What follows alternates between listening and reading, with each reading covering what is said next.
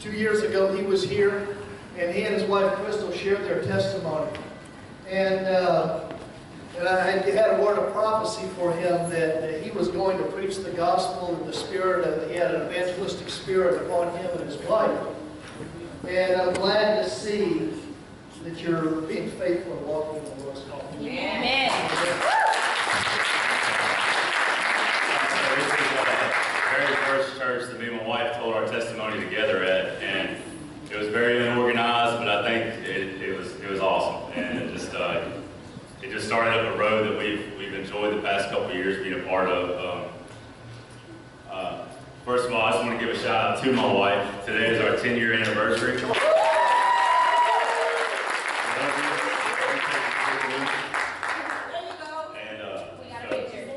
Me and my wife share the same background as these guys. We literally got raised from the dead through the power of Jesus Christ. We get to see it each and every day. These guys come in broken, defeated, beat down, hurt, and they're only with us for 4 months, and they go to Second Faith Center. But by the time they leave us, they got their head held high. They know who they are in Jesus Christ.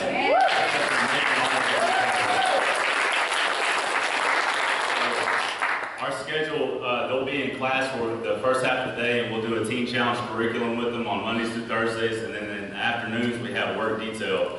And we do all kinds of stuff. I mean, we grow chrysanthemums, we make crosses, do storefronts.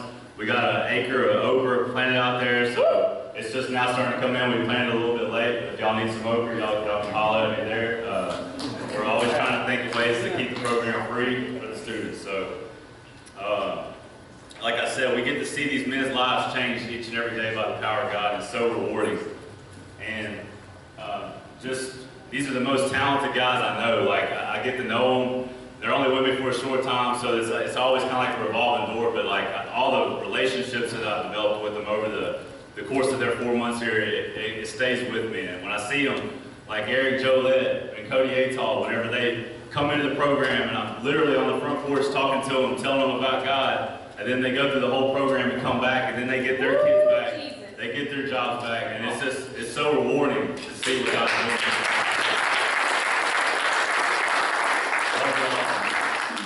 So if y'all could, help me welcome these men of God as they come this morning, as they testify to what God is doing in their lives.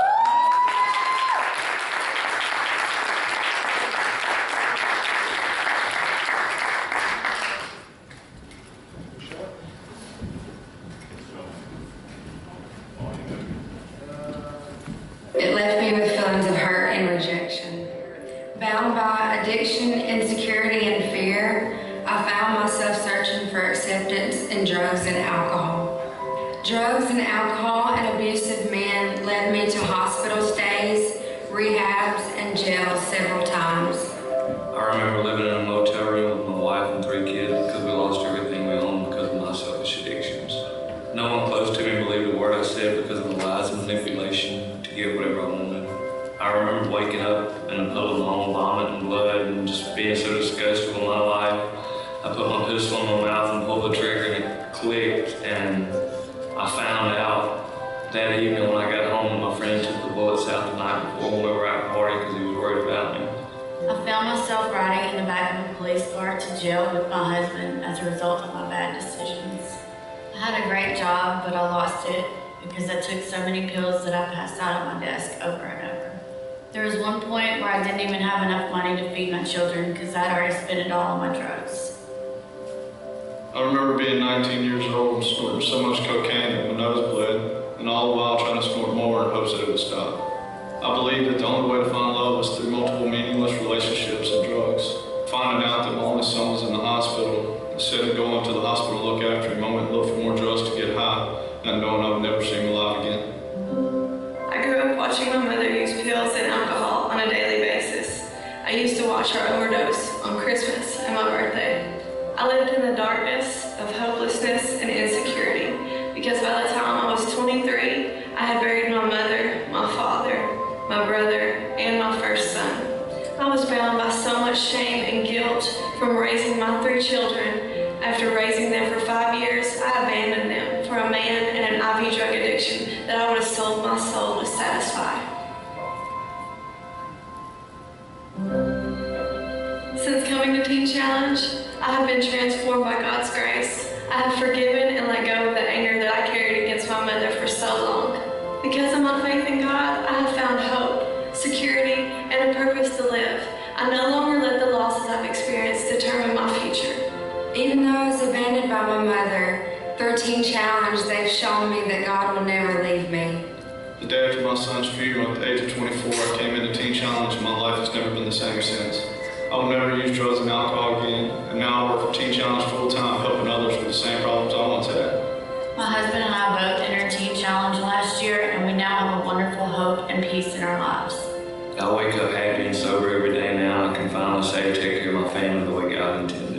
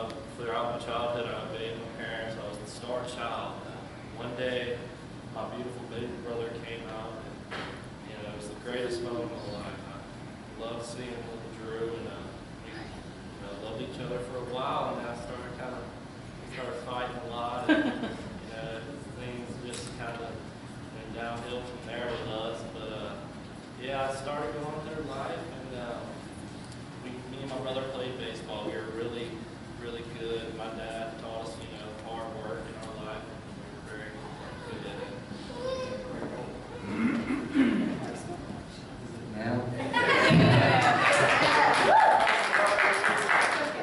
Anyways, yeah, so, we were really good at baseball, and, we went very far in life with that. Our childhood, and, we started being really mean to my mom, and only listening to my dad. And it started to cause me to rebel in life, and started just disobeying her. I went to a psychiatrist to see what was up with me. Got put on some ADD medicine because they said I had that. So since I was about 10 years old, I was on Adderall and stuff, and that tended to help me in school, but it didn't tend to help me with my head because I didn't have the one person in my life that I really truly needed. And so I go on through middle school, still just fighting to do things in life. I started hanging out with different crowds of people, people I shouldn't have hung out with. Well, I get to high school, I thought I had everything. I thought that all the girls, all the friends were good. Nothing was ever enough for me. Nothing. Throughout that, I just kept following everybody, trying to fit in, trying to do what I could do, live life. I started using drugs. It started out with just a little weed, just a little alcohol, just a little coke. Well, one day, me and one of my best friends did a large dose of PCP, and we both had to go to the hospital. We had to get brought back to life, and things drastically changed for me from there. He went on with his life, and I just went on with mine. Using through high school, playing baseball, my coach got me out of a lot of trouble, but finally he just couldn't anymore. So I got expelled from high school. I went to an alternative school, got expelled from there.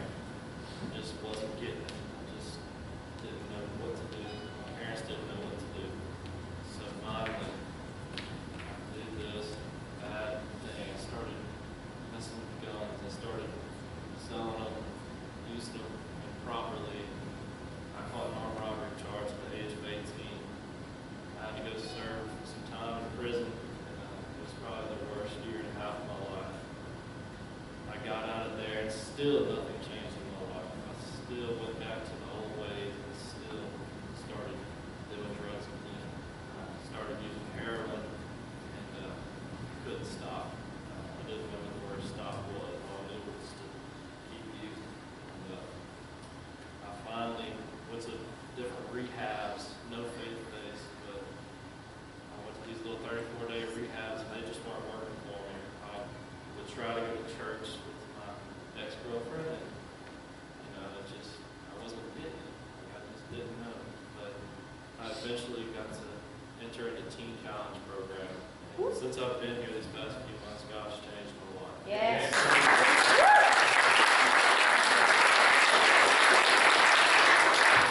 It says in 2 Corinthians, we must walk by faith, not by sight. For a long time, I've just lived by sight, but now I'm walking in faith. Yes.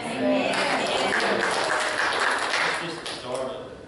I'm just going to keep on climbing up that hill. It's going to be Yes. really battle, but I'm going to do it. Amen. Yes.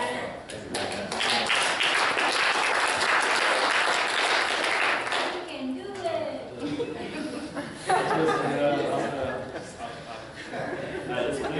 It's been a hard few months, but I love it here, and I'm just very grateful that I get to be here. I'm grateful my family is still around me, right by my side. I'm grateful for all my brothers and everybody at Teen Challenge. I love y'all. Thank you.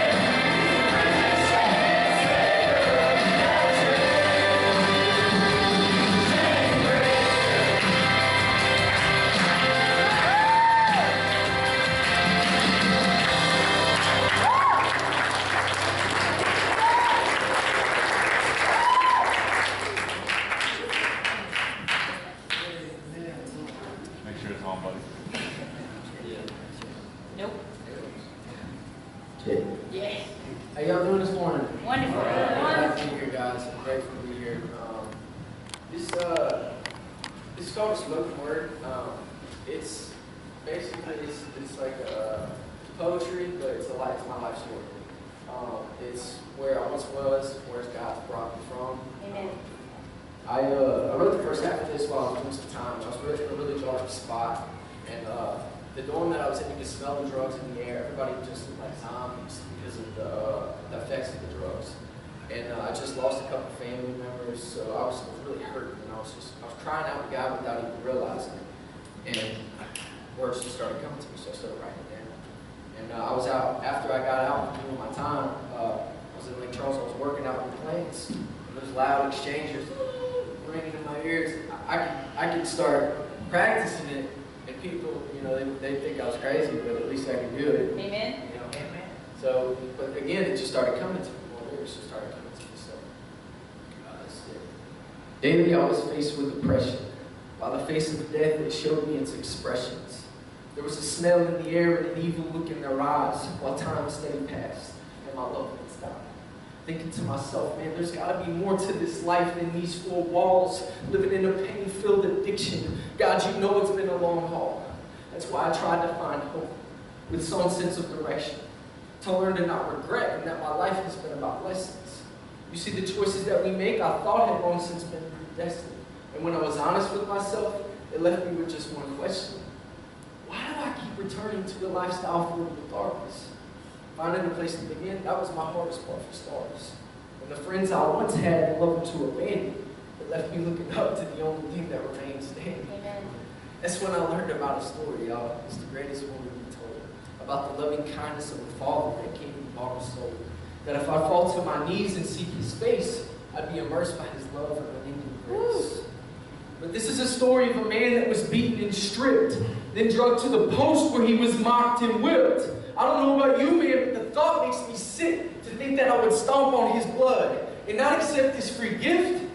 And yet still I would drift. Trying to cope with all of life's pain, I let the enemy creep in as I force different drugs into my veins, trying to find my peace in women with only selfish motives of what I keep getting. Going through this life, man, I was living insane. But you couldn't tell me I was bound in chains. Because I would say, oh, but I'm a Christian. Yeah, that's what I would claim. When in all actuality, even the Pharisees were the same. Yet still off in the distance, man, I heard him calling by name. He said, son, just give me your guilt. Why won't you give me your shame? I'll change you from the inside so that you have nothing. You got nothing to lose, but you have everything. So today, I find freedom because of that bloodstained cross. Because I carefully evaluated what this new life would cost. I'm choosing freedom or my life. Amen.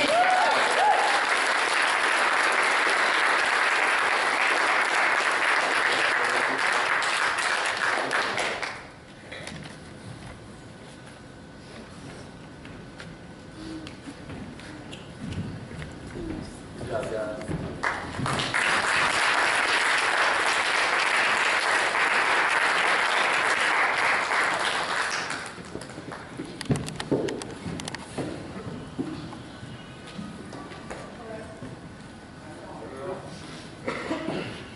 Hi. So my name's Crystal, and I'm Will's wife, and I don't have a lot prepared to say because I was running around crazy this morning trying to get all my laptop and everything figured out, and it did, thank God. But so there's a lot of ways to support Teen Challenge. First of all, we need prayer. We need y'all to always be praying for us and our center, and for the enemy to stay away, because he's always trying to steal these guys and bring them back out and take them away from what God's trying to do in their life. And so we always need prayer, but there's plenty of ways that you can partner with us. One of the ways is text to give. It's really easy. You just follow, if y'all all have one of these, you can even do it that way. You can, I think it's like $10 is added to your monthly phone bill, and you can text stop at any time and it'll stop. So it's not like you're bound by a contract or something like that. You can always go online if you want to give more than $10 a month, and all the directions are in there. I love working for Teen Challenge. I love seeing these guys change. You wouldn't believe, or you probably would believe, but I see it all the time, how some of them come in and then what God does in their life, and they just change just so much. It's just unbelievable. It's really hard to work at a men's center because I am the only woman all the time, and so I don't even get to be around other women ever. So anybody want to hang out? Yeah. Call me. But my heart is helping people. God changed my heart, and I would love to see other hearts being changed. And so I'm just going to turn it back over to Pastor Rodney, but there's plenty of ways that you can partner with us and help us, and prayer is definitely number one. And if you're able to give, then give, because we ask for a $750 fee, but if they don't have it, we're not going to turn them away. Now, we tell them to try to get it any way they can, but if they don't have it, then we're not going to turn them away. This is a completely free program to them. They work 3 to 4 hours a day. Sometimes they work on the donation truck, so they may work a few more hours. But other than that, they're learning about Jesus and letting Him change their life. So it's a completely free program, and Louisiana is one of the only Teen Challenges worldwide. Louisiana is one of the only ones that is free. Other states charge you monthly and a lot. So we want it to continue to be a free program because I went through Teen Challenge and my parents were done with me. They paid like $200 and that was it. If they would have turned me away because I couldn't pay, then I don't know where I would be. So, because I met Jesus in Teen Challenge. So, that's all I have to say. So I'm just going to turn it back over to you.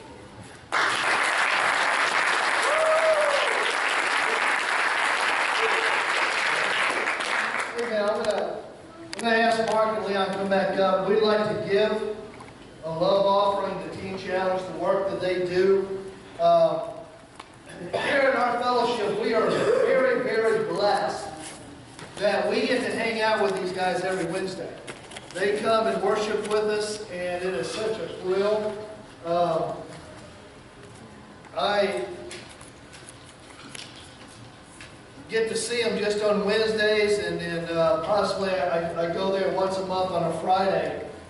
But I didn't realize how much of a heart they have of mine, how much of my heart they have, as when they come on a Wednesday, and then they come back next Wednesday, there's people missing. I couldn't imagine being you two and dealing with that. And so, as often as the Lord reminds me of you all, I pray for you on that aspect. And so, we want to give a love gift right now. So, get a check out and or cash, and you can get your phones out and text. Go to 52000. And that'll give you instructions on how to give those monthly charges as well. So brothers, if you'll go ahead and take up a love offering. And Pastor Rodney, I forgot to say that we also have a product table set up in the back and crosses. If you notice when you came in, there's crosses on the board out there. Those are for sale. And then in the fellowship hall, we have product tables back there as well of things for sale that Teen Challenge has made. And we want to invite everybody to the back. We have food back there. We'll have fellowship. I think there's barbecue chicken and all kinds of other goodies. Amen. Yeah, amen. And so the Teen Challenge guys will go in line first. We'll let them serve first. Yeah. Leading up to today, the only thing that's been on my heart is we overcome the evil one by the blood of the Lamb and the word of our testimony. Amen. There is nothing anybody can do to take away your testimony. Amen. When I applied with the International Mission Board, my wife and I, to be missionaries, they had us write out our testimony. And my testimony, in short, is I was at a bar celebrating a friend's birthday drunk when the Lord, best I can explain it, the Lord took my spirit and I stood before Him and He said, you're going to hell when you die unless you repent. That's how I came to know Jesus. The interviewer that was reading my testimony, he said, so you're saying you getting drunk led you to Christ? I said, no, He just happened to find me while I was drunk. Amen. And he said, well, in this drunken stupor, you had a hallucination. I said, no, I met Jesus Christ. And there is nothing that can ever take away your testimony. I don't care how weird it may sound.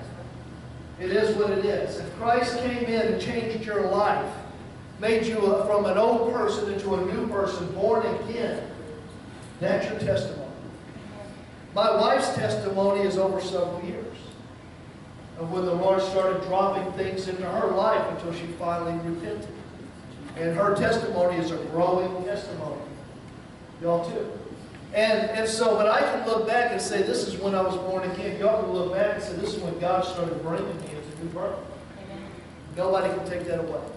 When the devil comes and says, no, you just stand up and say, no, this is what I used to be. And here's the good news. It's not this is what I am now, but the Lord has better things for me. Amen. This is what I am, from glory and the glory and the glory.